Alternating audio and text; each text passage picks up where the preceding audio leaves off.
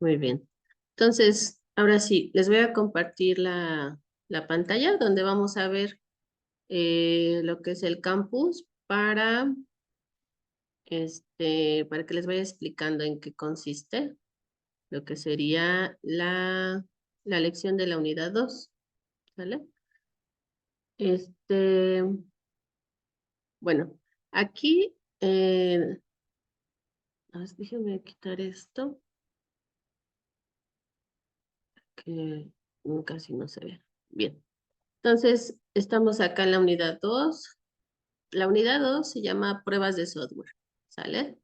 Y en esta unidad tenemos una lección y una evidencia.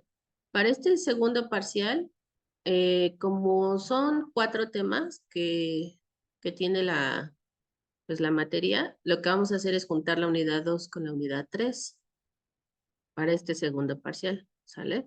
Entonces, por eso la unidad 2 nada más viene como un tema y una evidencia, pero todavía faltaría ver la unidad 3, ¿sale? Entonces, eh, en esta unidad 2 vamos a hablar sobre las pruebas de software. Viene algunas técnicas que se ocupan para realizar las pruebas de su software. Una vez que ya se tiene desarrollado, se pueden hacer diferentes pruebas. Entonces, a lo mejor ahorita ustedes en este momento todavía no lo tienen terminado su software o todavía no tienen como un avance para poder realizar las pruebas. Pero lo que podemos hacer es que se pueden realizar casos de prueba para que una vez que se tenga nuestro programa o nuestro software terminado, entonces ya podamos realizar las pruebas o ejecutar dichas pruebas. Entonces, eso es lo que vamos a realizar. Vamos a hacer los casos de prueba, vamos a poner ahí diferentes casos en donde nosotros vamos a seleccionar diferentes entradas y vamos a anotar también cuál sería pues, su comportamiento esperado de nuestro sistema, qué es lo que esperamos que haga. Y una vez que ya hemos desarrollado nuestro sistema, ya podemos probar esos casos de prueba pues que ya realizamos, ¿sale? Entonces, nuestras pruebas de software nos dice aquí que consisten en, pues, en verificar lo que sería el comportamiento de un programa, ¿sí? En su caso, pues vamos a verificar el comportamiento de nuestro software, ¿no? Vamos a tratar de detectar defectos, de verificar que todos los componentes se integren de forma adecuada. Vamos a checar los requisitos que sí se cumplan correctamente. Vamos a tratar de identificar y asegurarnos que antes de entregar nuestro proyecto con Tenemos el clase. cliente, se corrijan esos errores. Y bueno, al final, pues lo que nosotros vamos a hacer es diseñar estos casos de prueba para que pues podamos sacar a la luz los posibles errores o problemas que nosotros podamos encontrar en nuestro software, ¿no? Entonces, eh, para esto, pues se necesitan diseñar los casos de prueba, ¿no? Pero bueno, acá nos menciona que hay diferentes niveles de pruebas de software. Obviamente nosotros no vamos a hacer todas porque pues son muchas. Eh, lo que vamos a hacer es nada más realizar las pruebas de unidad. No vamos a hacer ni pruebas de integración, ni de sistema, ni de aceptación, solamente pruebas de unidad, únicamente, ¿sale? Y bueno, las pruebas de unidad, como su nombre lo dice, se enfocan solamente en un solo programa, en un solo componente de nuestro software. Eh, Acuérdense que ya anteriormente dividimos en módulos, entonces como ya dividimos en módulos nuestro software, Que nos- como ya dividimos en módulos, pues se supone que es un poquito más fácil, ¿no? En teoría, Vamos. de Déjenme silenciar aquí. Ya.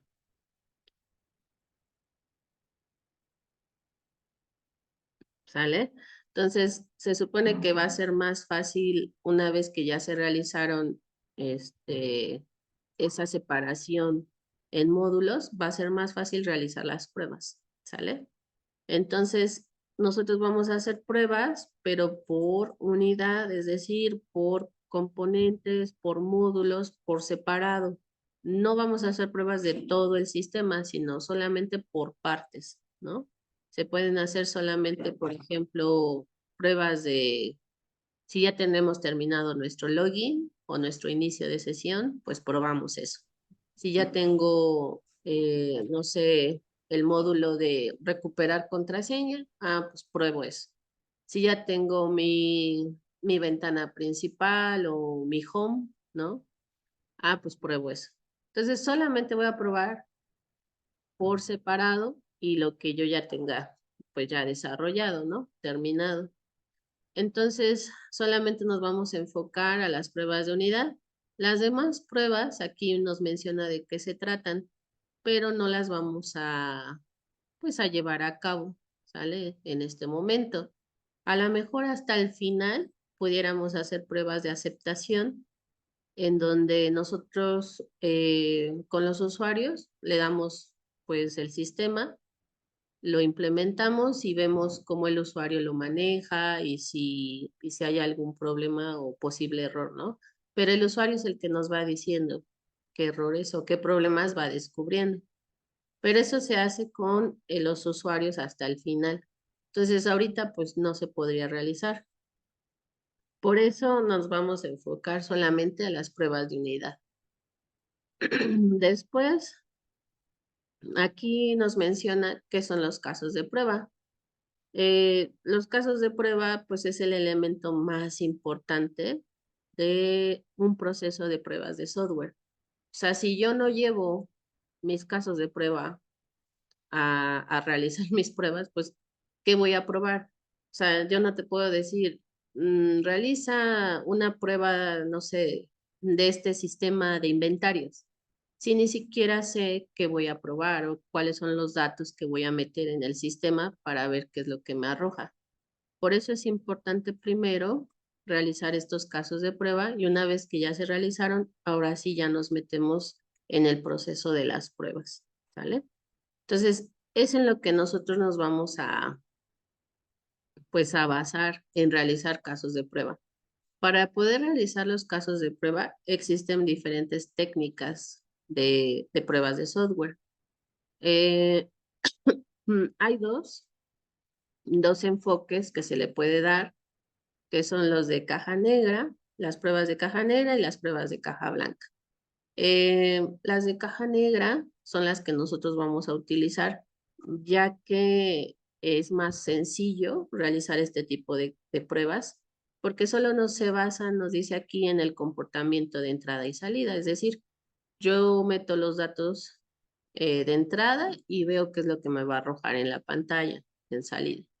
Entonces, no nos estamos metiendo con la parte del código, de cómo se realiza internamente. Mientras que los de caja blanca sí, estos sí se basan más en la parte como del código, de los algoritmos, de cómo está constituido, si se codificó orientado a objetos, si se codificó de manera secuencial, o sea, se mete en la parte del código. Nosotros no nos vamos a meter en esa parte, solamente nos vamos a meter en la parte del comportamiento de entradas y salidas, ¿sale?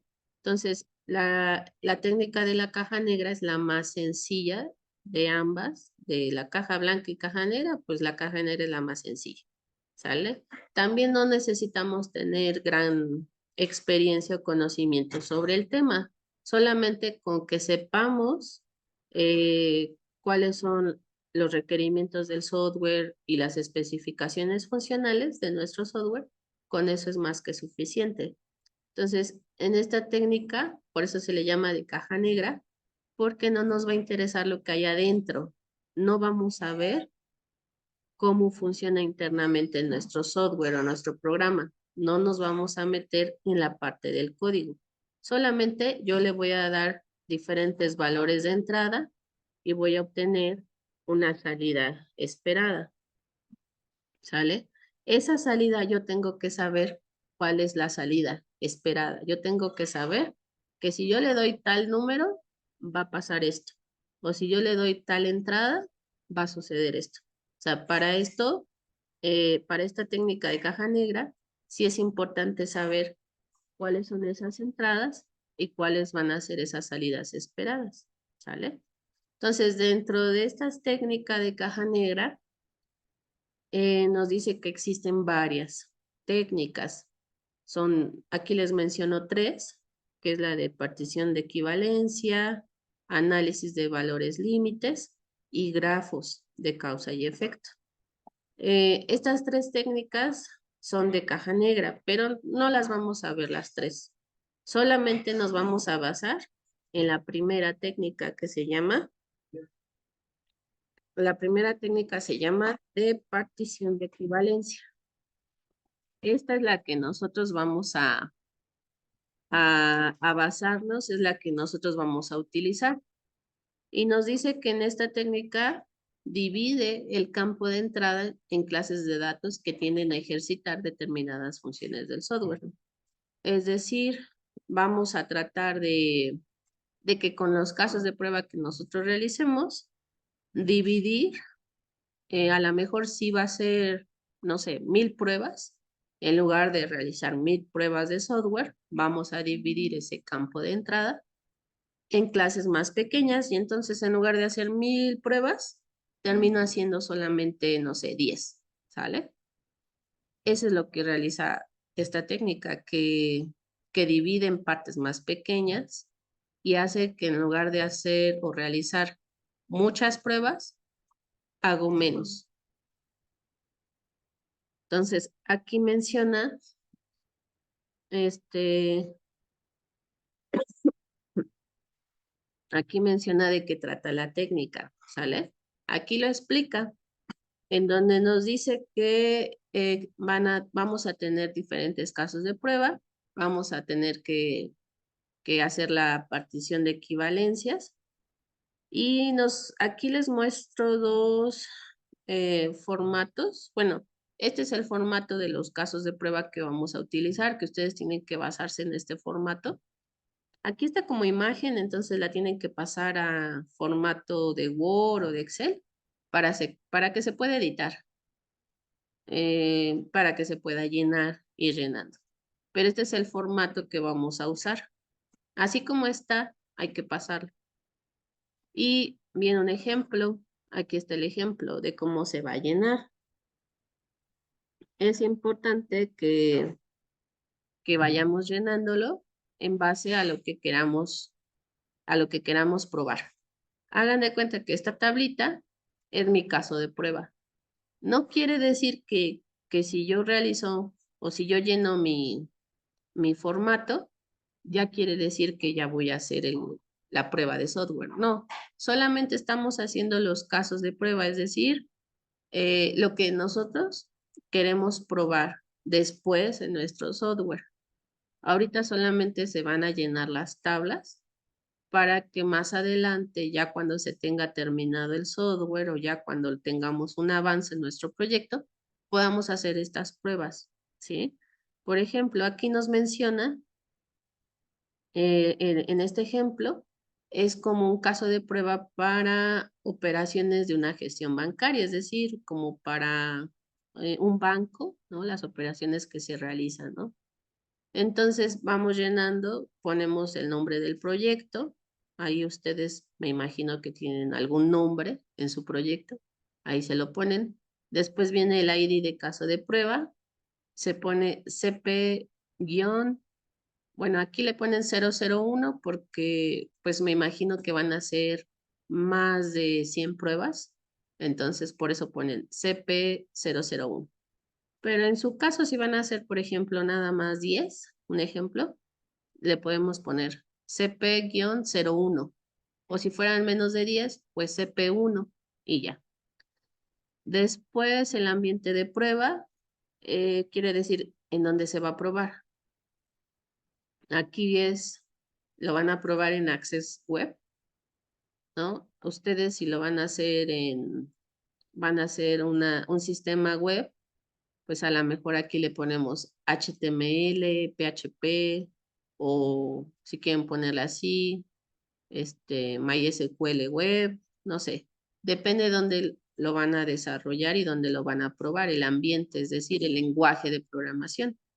Y el autor, aquí viene su nombre, ahí lo ponen, o autores, porque puede ser más de una persona, y propósito.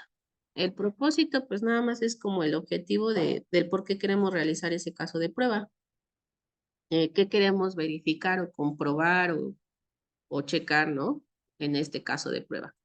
Aquí dice que quieren verificar que los tipos de datos introducidos sean correctos. Entonces, ese es el propósito.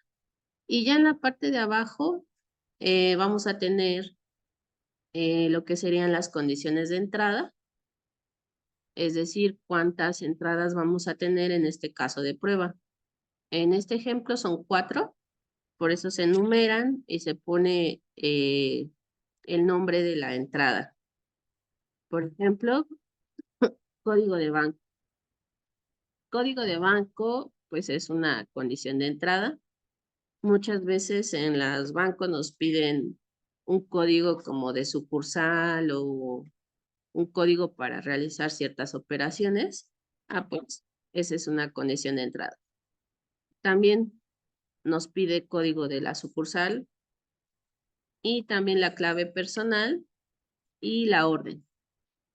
Estas son, como es para una gestión bancaria, por eso son esas condiciones de entrada. En su caso, a lo mejor, como no es para un banco, puede ser que nada más pidan, no sé, en el caso de login, pues nombre de usuario y contraseña, ¿no? El nombre de usuario es una entrada, la contraseña es otra entrada. Acuérdense que las entradas, pues son todas las cosas, los datos que yo pueda ingresar a través de teclado o mouse. Entonces, si yo le pido al usuario que ingrese su nombre, pues esa es una entrada. Si yo le pido al usuario que ingrese su contraseña, esa es otra entrada.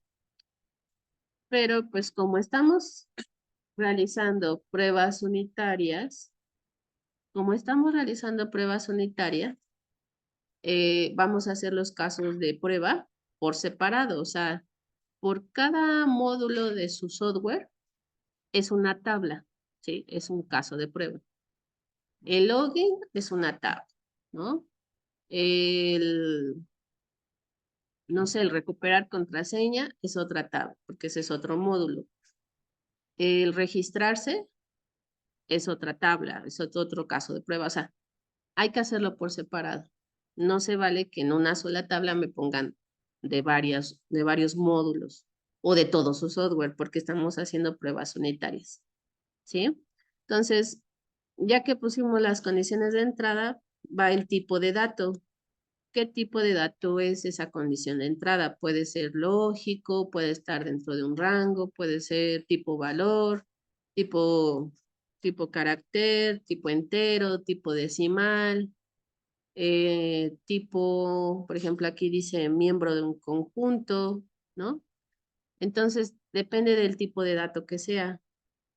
Si, por ejemplo, es lógico, en este caso, dice que puede ser que esté o no esté.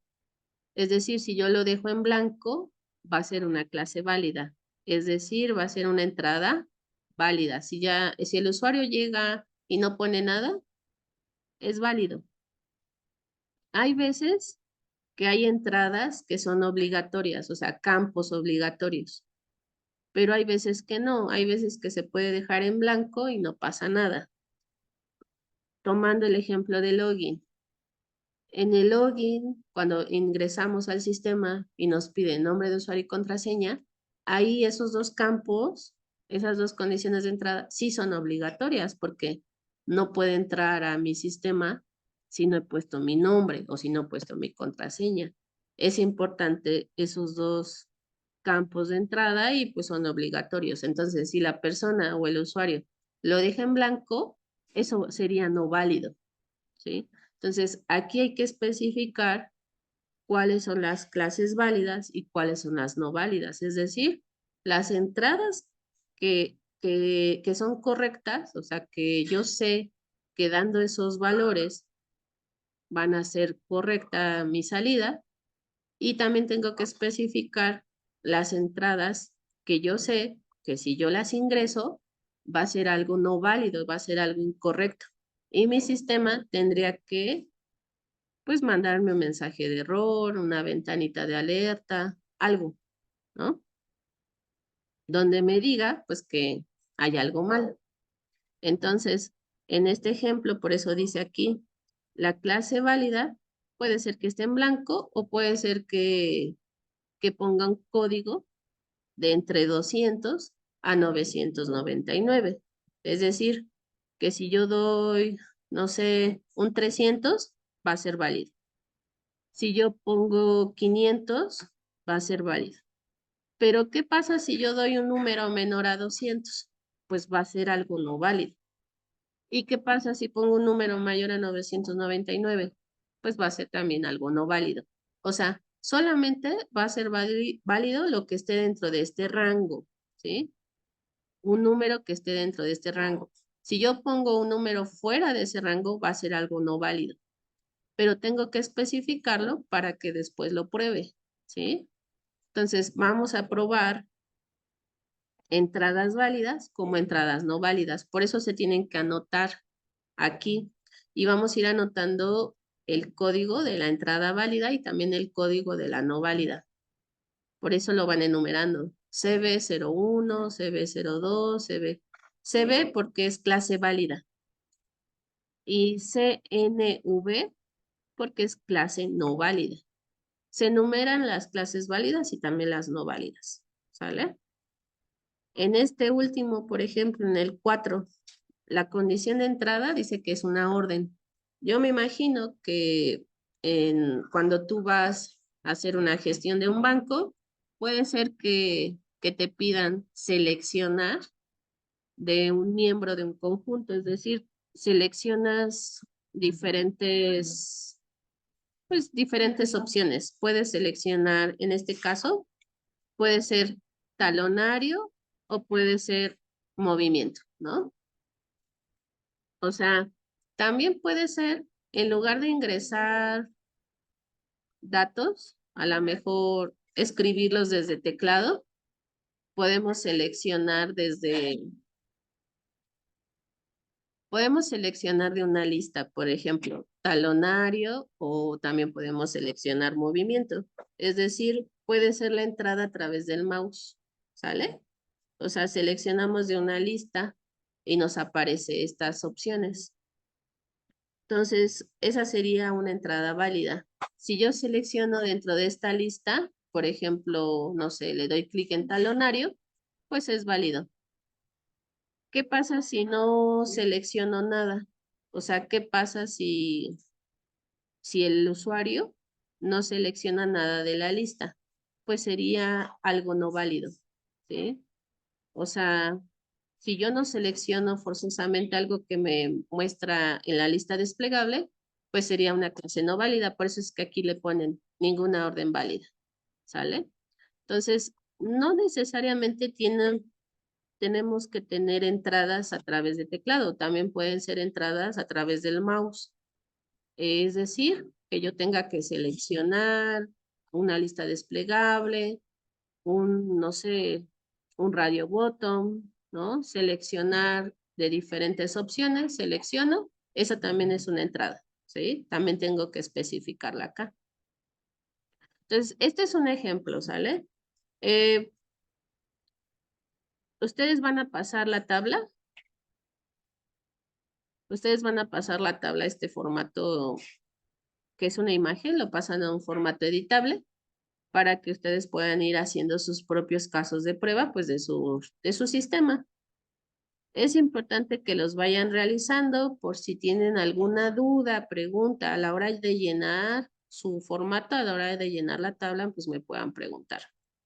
Si no empiezan a llenarlo, si no lo pasan el formato y no llena nada, pues no van a haber dudas.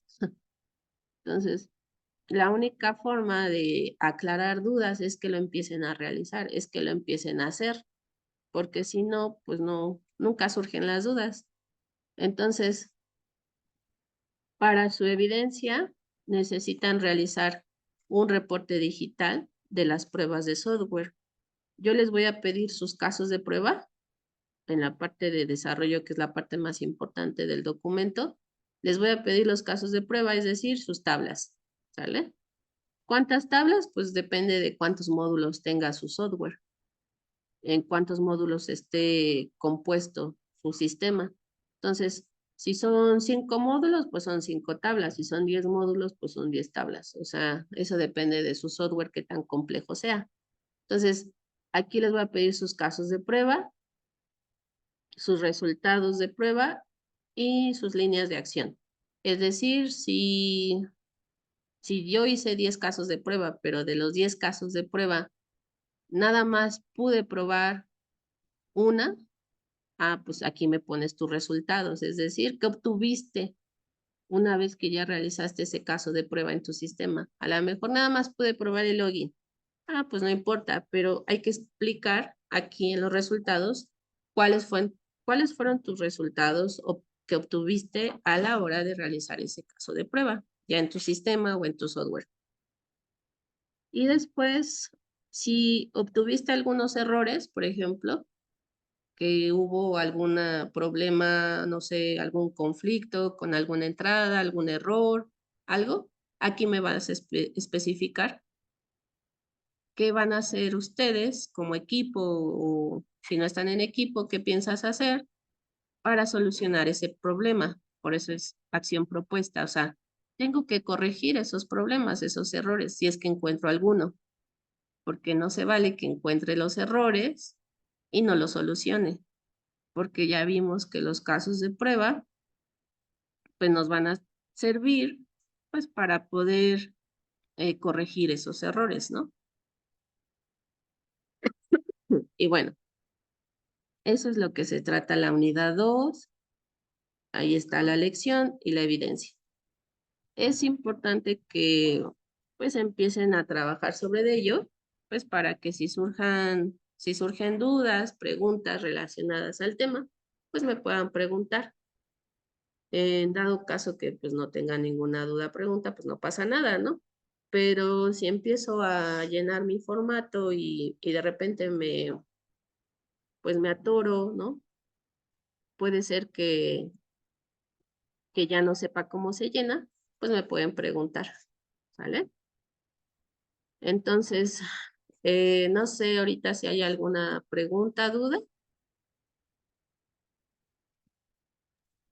No, profe, yo creo que es lo que comenta, ya una vez que se empiecen a llenar los formatos, ya surgirán las dudas. Ok. Entonces, igual y la siguiente semana, antes de explicarles o pasar a lo que sería la unidad 3, si tuvieran alguna duda referente a este tema, pues lo podemos platicar antes de pasar a lo que sigue. Si yo veo que no hay dudas, pues yo me sigo, ¿sale? Entonces, Ok, profe.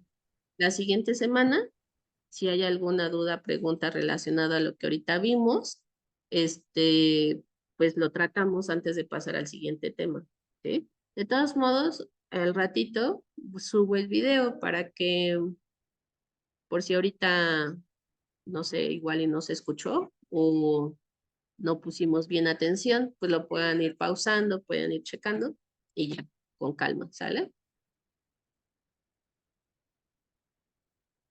Entonces, bueno, pues eso sería todo por el día de hoy y al rato subo lo que sería el video para que para que lo puedan checar, ¿no? Con más calma.